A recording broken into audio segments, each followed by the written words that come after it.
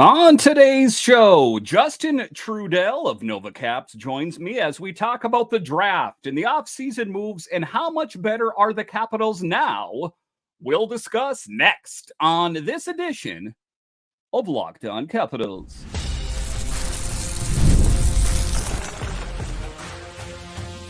Your Locked On Capitals, your daily podcast on the Washington Capitals, part of the Locked On Podcast Network.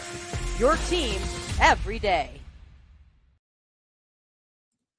Well, hello and welcome into this edition of Locked On Capitals. I'm so glad you decided to join me today. As always, this podcast is free and available on all the major platforms, including the SiriusXM app and on YouTube. And I want to thank you for making this your first listen each and every day. My name is Dan Holme. I've covered the Capitals for the last 3 seasons for Locked On and various other outlets before that. I'm also the host of the weekly show called The Capitals Minutecast, available wherever you find your podcasts. You can find me on Twitter. It's at DanCaps218. You can find the show on Twitter. It's at Locked On Caps. And the best way that you can help grow the show is to subscribe to Locked On Capitals on YouTube and comment anything down below. Today's episode is brought to you by Game Time. Download the Game Time app, create an account, and use code LOCKEDONNHL for $20 off your first purchase. Terms apply. So in this edition of Locked On Capitals, Justin Trudel of NovaCaps joins me as we talk about the Capitals selections at the draft. When will these players be ready to join the team? And how much better are the Capitals when these players are ready? We'll talk about that. A little bit later, we will talk about some big acquisitions made in the offseason on the forwards. And then a little bit later, we'll talk about the additions made on the blue line. How much better are the Capitals going to be with some key goal scorers and a more stout defense? We'll talk about that. And then a little bit later, we will talk about the netminding situation for the Capitals.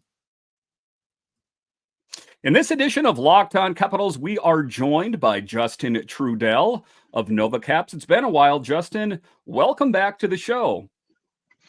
Hey, Dan. Thanks for having me. So it's been a busy offseason. And when I looked at the offseason, I knew that the Capitals would have made some moves. And when you take a look at it, when the Capitals acquired Pierre-Luc Dubois, even before July 1st, I knew it was going to be busy. And then you take a look at what they did at the draft, and the Capitals had a lot of selections in this year's draft, and that is where we'll start with here first, talking about the first big piece that the Capitals selected, Terik Parascak. They selected him 17th overall in the recent draft, was the sole first-round pick for the Capitals. He had a surprisingly strong season in the WHL, registering 105 points. That's 43 goals, 62 assists in 68 games. What were your thoughts about the Capitals selecting Parascak? Yeah, I think initially the first reaction I had was I was surprised they didn't take Cole Eiserman, who was available at that spot, and eventually went to the Islanders. But then I saw a graphic of players who are in the NHL since 2000 that have scored 100 points in their rookie season in the CHL. And those players are Patrick Kane, Sidney Crosby, Sam Gagner, Terik Parascak, Nikolai Ehlers, and Alex DeBrincat. So that's pretty good company there for a player coming off their rookie season in the CHL and the WHL, to be specific, for Parascak. I think for the most part, he's a very talented offensive player. And the one knock I've seen on him is his skating ability. But that sounds a bit familiar from the Caps' second-round draft pick last year with Andrew Kustal. He had some skating issues, but came back to the Futures camp with the Caps this past couple weeks or so, and really improved his skating stride. And even the Caps skating coach had called that out. So there's things to do for that. So for that to be one of your knocks, and one of the really only knocks on Parascak at this point, other than his size, I think that's a pretty good get at 17. Is that who you had selected, or who had you in your mind? If you could pick the ideal person at number 17, who was it for you? It's tough because the board can pan out so many different ways. I think like the only other player that was on the board that I might have selected would have been Yzerman just because of his shot. Like I think the Caps really could have used a pure goal scorer, but then on the other hand, like Yzerman had pretty wide disparity in his rankings by scouts, mainly because he had basically really low defensive score, like scouting scores. So I think when it comes down to it, Parascak isn't exactly a defensive dynamo, but if he's with the right coach and the right system, he could probably get to that point. He played on the penalty kill with Prince George, so I think he can get there. I think for the most part, like I think the Caps did well, and I think the only other player that might have arguably been in that spot would have been Yzerman with the way the board panned out.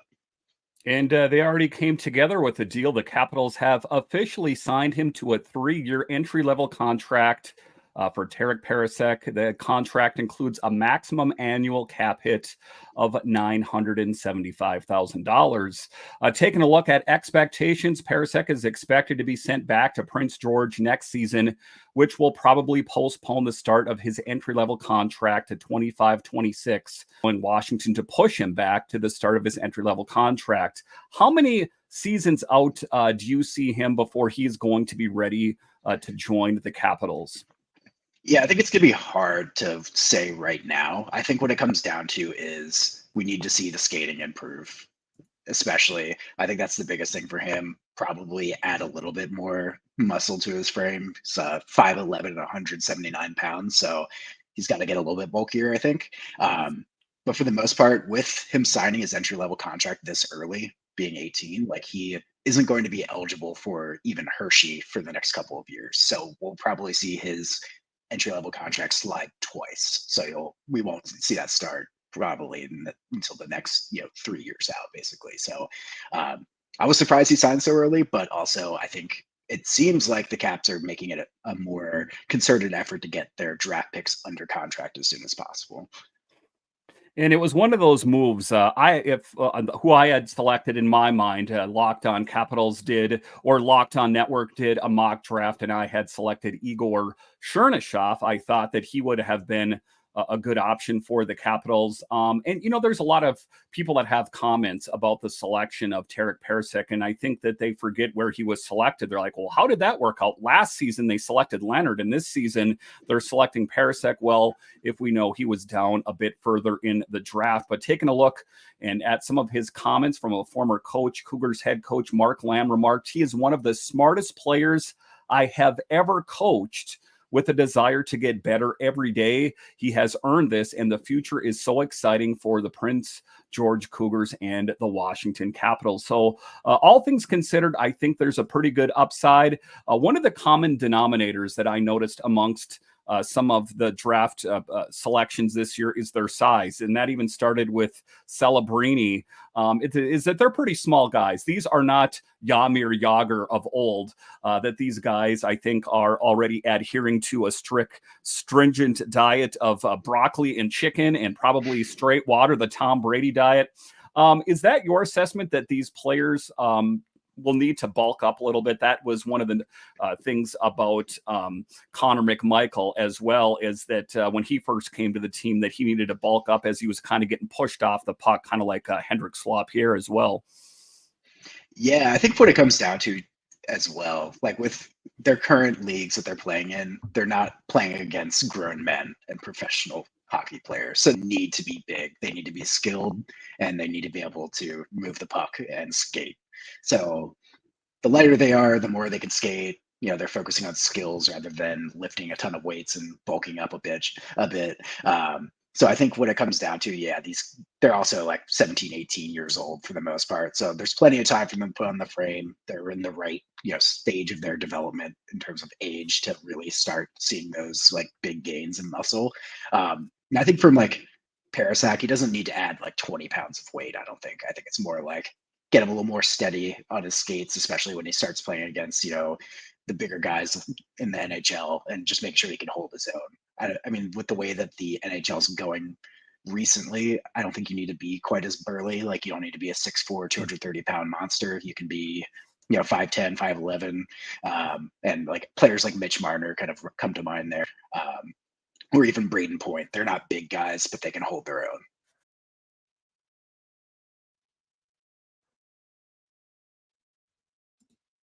All right. So after the break, we will talk about additions made with the forwards on the Capitals. The Capitals struggled in goal scoring. How much better are they now with the additions made this offseason?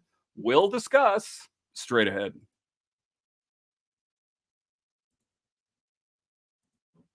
Passion, drive, and patience. The formula for winning championships is also what keeps your ride or die alive.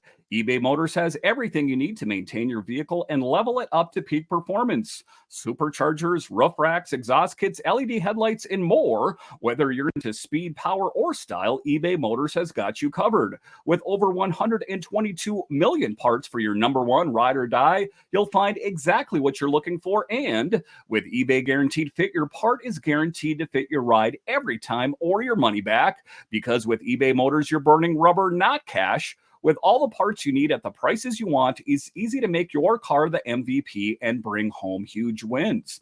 Keep your ride or die alive at ebaymotors.com. Eligible items only, exclusions apply. eBay Guaranteed Fit only available to you as customers.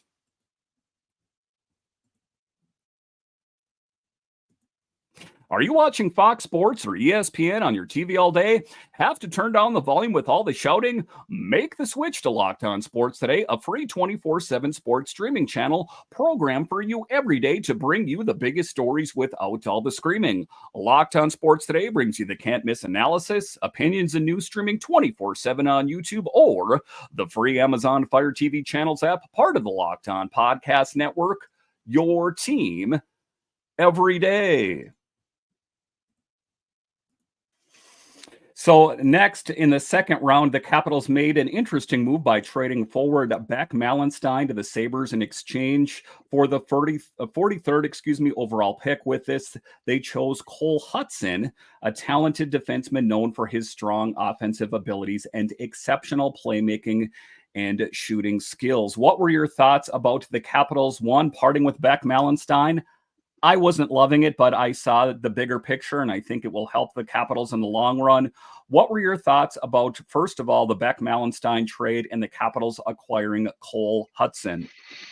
Yeah, I think Mallenstein was a useful player, right? But when we look at it, he's a fourth liner for us, and we turned a fourth line wing into a second round pick and early second round pick, to say the least, which I think is pretty amazing asset management. By the Caps there. So I think for the most part, like being able to turn Mallenstein, who probably caps out his ceiling is probably got a third line checking winner, is turning that into a pretty highly touted offensive defenseman that the Caps sorely need in their system is pretty substantial, I think, for the future of the organization. And I think what it comes down to with Mallenstein is you look at him, he's a good penalty killer, good forechecker, but fourth line forwards are easier to find than anything else. And getting a potential top four offensive defenseman out of it, I think it's a move that you have to make when that's presented to you.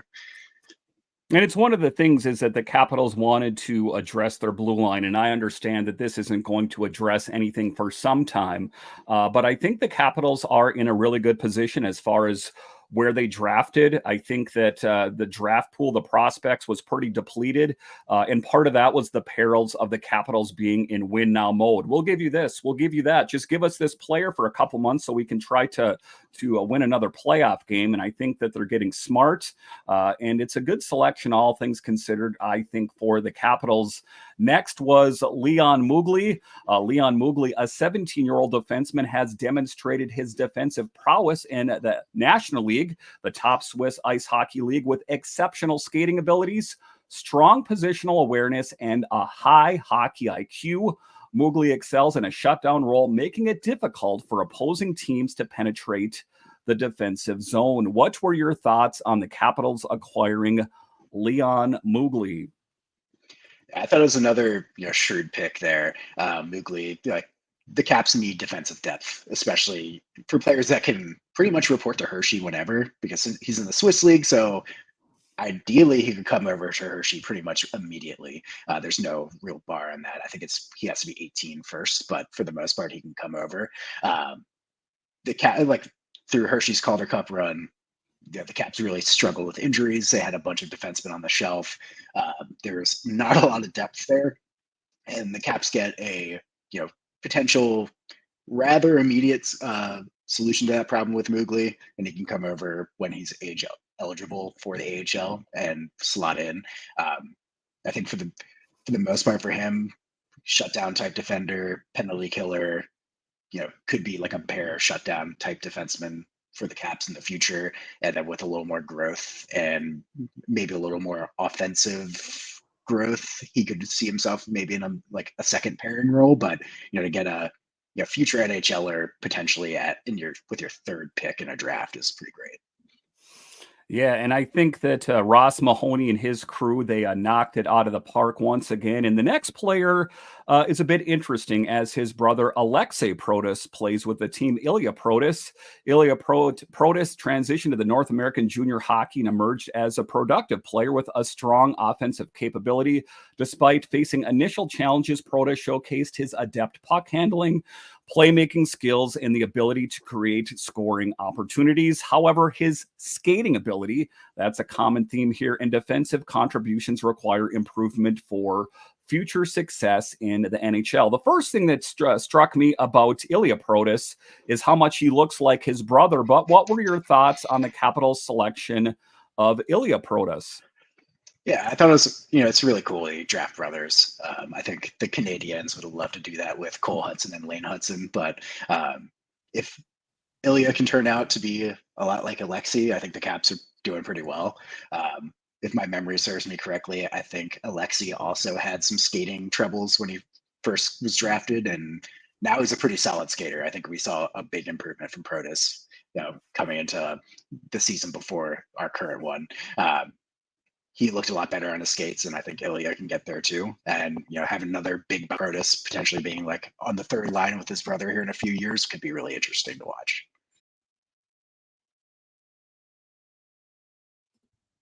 All right, so after the break, we'll talk about other movements surrounding the Capitals straight ahead.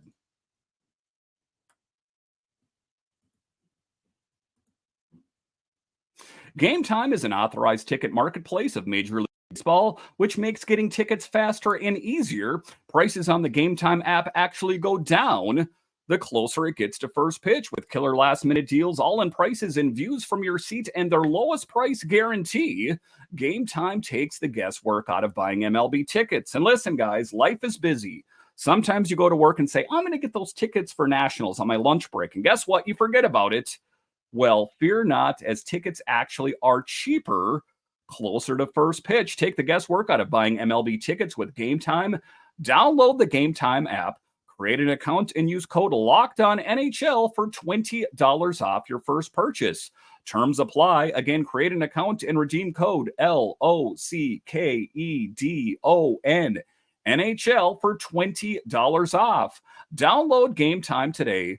Last minute tickets, lowest prices, guaranteed.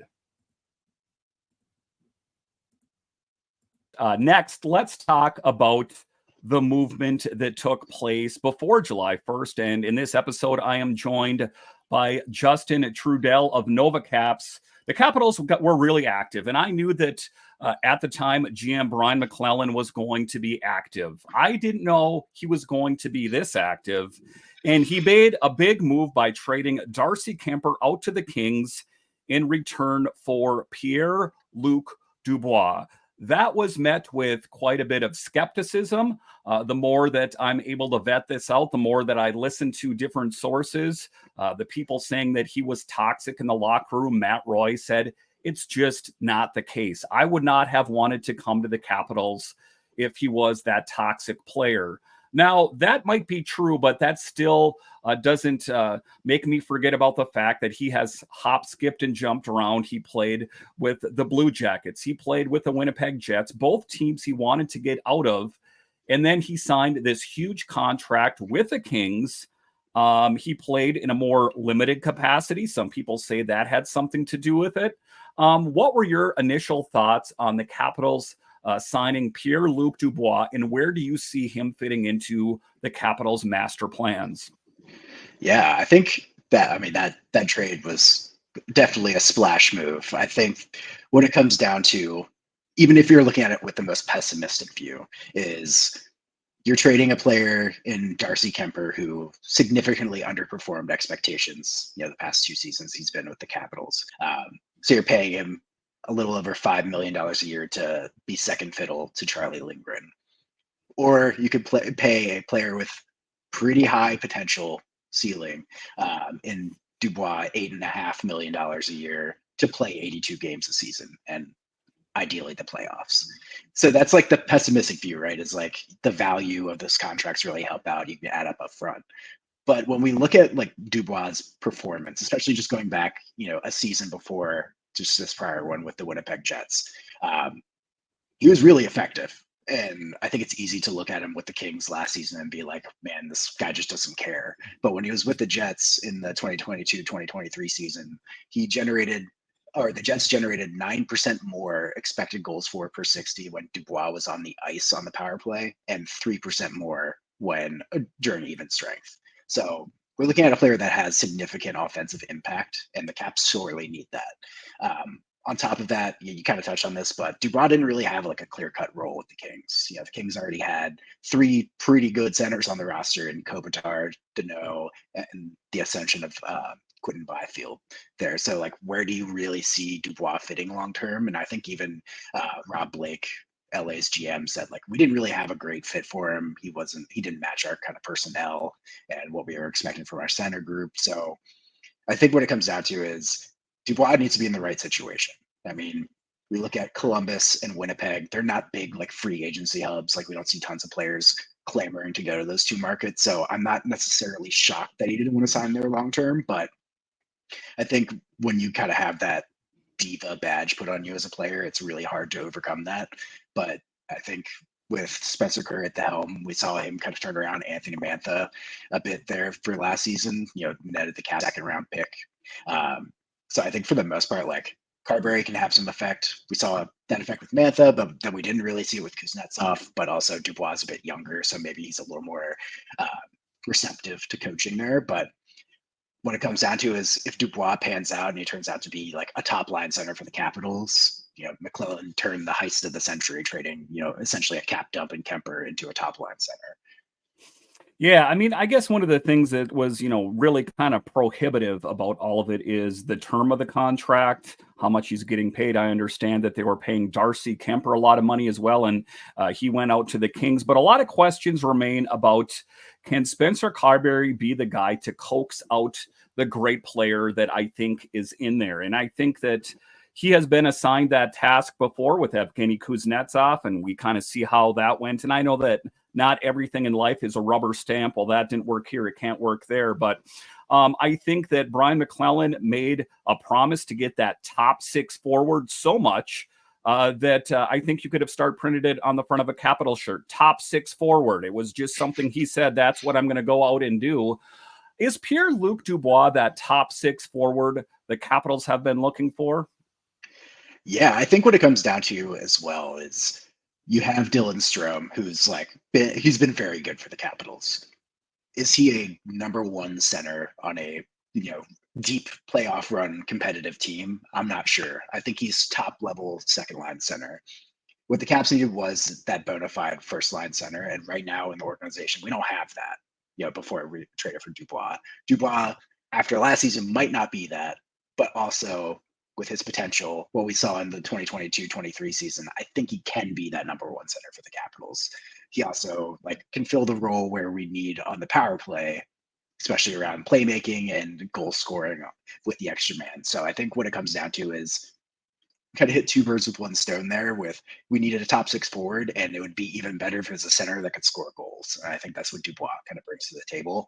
And then there's obviously other moves the Caps made that kind of address some of the goal scoring woes that we've seen. But I think Dubois coming in, solidifying himself as a top line center for the Capitals is what I think MacLellan is expecting after making that move. Some people pointed to Alex Ovechkin's slow start, and it's not some people. He said himself on breakdown day that he lacked chemistry with the centers on his team. For years, it was Nicklas Backstrom, and he saw success.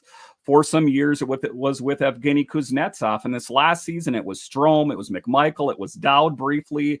It was this, that, and the other thing at the center position. And I don't know if it's an excuse, but he said that he lacked chemistry with the center. Do you think that PLD can be that guy for Alex Ovechkin? Yeah, I think it can be. I mean, Pierre-Luc Dubois also said in his kind of introductory press conference that he loves playing with Russian players because of their creativity and reception to the puck and, all that good stuff. So I think there's definite chance there. And I think what it comes down to is if Ovechkin sees Dubois wanting to work and be a winner, I think Ovi can make it work. And I think Dubois has that high level playmaking ability to help Ovechkin. And I think what it comes down to is getting Ovechkin in the right spots and Dubois playing up to his potential to get there. Listen, Justin, I want to thank you for joining me on this edition of Locked On Capitals. Why don't you tell everyone where we can find your work? Yeah, you can find my work on novacapsfans.com or on Twitter and Facebook under Novacaps profile. So my articles will be posted there, or links to my articles will be posted on socials. You can also find me on Twitter at StayTrue20. All right. Thank you for joining me on this episode. And I want to thank all of you for joining me on this edition of Locked On Capitals, your only daily year-round podcast covering the Washington Capitals. And I want to thank all of you that listen on the audio side and watch this on YouTube. You are what makes this show successful. When you're done here, head on over to Locked On's 24/7 streaming channel available on the free Amazon Fire TV Channels app and on YouTube.